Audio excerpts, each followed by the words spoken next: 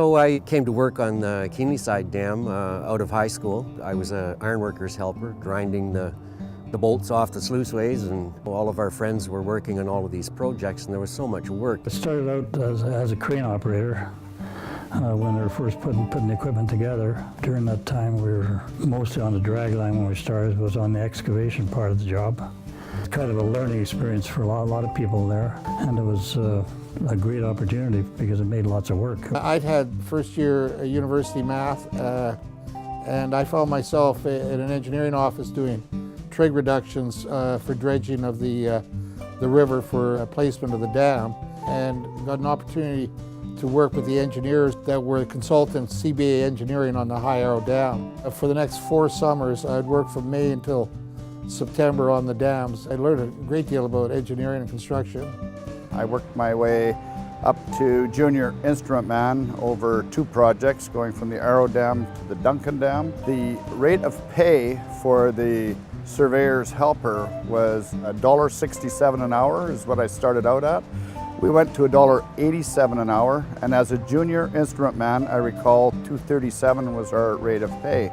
I didn't know much about the industrial photography at all, except for I knew how to take pictures and tell a story. Most of it was taking pictures of big piles of dirt and big trucks. Got into photography when I was about 12 years old. A friend of mine showed me how to develop pictures and the magic of the darkroom, and that's where I started. And then Mica Dam, the diversion of the Columbia River, was quite a large deal. The first part of Mica, they had built 2 huge tunnels for the diversion of the river. Now the river was flowing through the west tunnel, and it was in the east tunnel we built a complete penstock to carry the flow of the water, and there was the gates inside the tunnel. And that was a very interesting job. And that was my first job up there. I was in boat encampment when they were just starting to put the diversion tunnels in for the Mica Creek Dam. Because I remember working up there breaking a log jam, and the logs kept hitting the pumps down there, so they come up and said I had to go down and clear the pumps because they were trying to get the diversion tunnels built. Along with our cost-plus contract on the debris control, we also did a lot of work that Hydro had to have done quickly, and I did the supervision on all those projects, like building roads, and we fell all the timber in a 20-mile radius of the drawdown area. It was just a massive scale, and it was very interesting to see the organization, big trucks coming down the haul road. And then all of a sudden it was coffee time, and it was like you heard this whistle and everything went stop. Guys would hop out of their cabs, sit on the fender and drink coffee, and then exactly 15 minutes later, beep, and then it was boom, and away it went. And they were just right on the ball.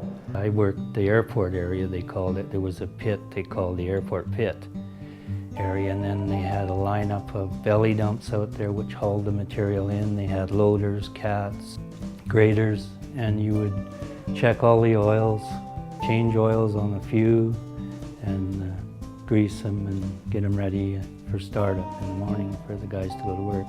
Well, I was always proud of the fact that thousands of man-hours at the dam and there wasn't anyone killed there. That was a major record.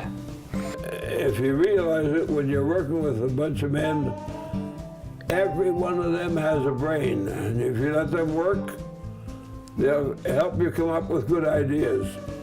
But don't try to bulldoze them, so that when you finish the job at the end of the day, they are still your friends, because those are the people you have to live with.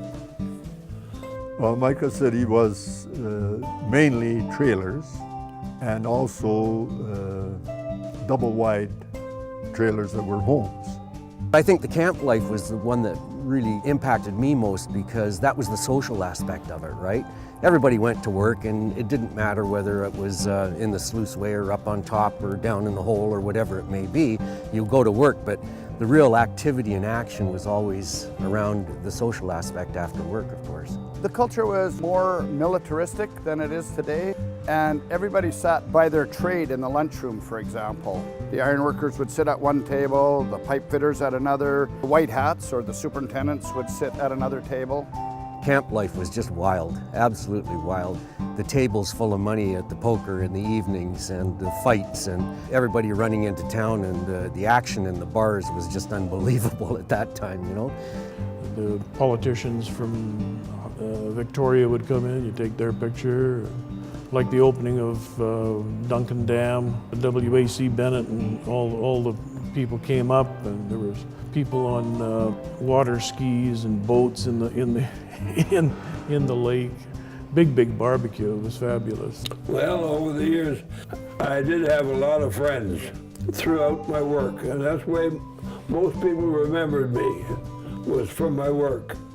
The construction people worked in so many different places and so many different jobs that this little 4-year job here was a small window for them, whereas for me it became my life's work after the dam. I drive across the Arrow Dam when we first moved down here in the early 90s, and my youngest 2 children were 9 and 7, I guess, and I'd point out, I sandblasted that area there, and we built this as a project back in the 60s.